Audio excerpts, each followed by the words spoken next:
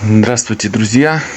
Сегодня такое небольшое видео о том, как контролировать печку по высоте, по вертикали и по горизонтали. Вот. Во время кладки у нас есть, получается, 4 стороны. И каждую кладку мы промеряем длину каждой стороны. Вот, у нас получается длина одной стороны 101, длина другой стороны тоже ей равна 101. Это 4 кирпича, да, у нас длина. Проверяем другой стороны 88,5 и другой стороны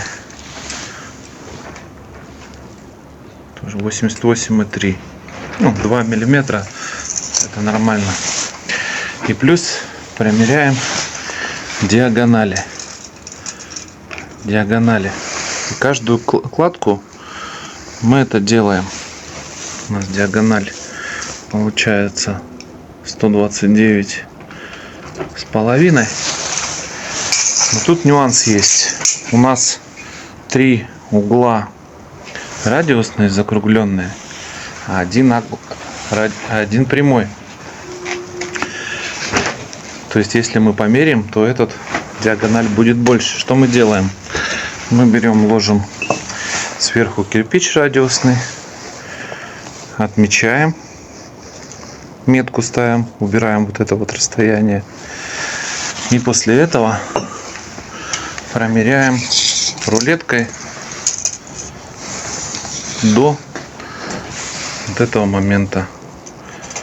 Получается 29,5 диагональ. То есть диагонали у нас бьются ровно. Ну а вертикаль мы проверяем с помощью уровня. Вот такой вот фокус.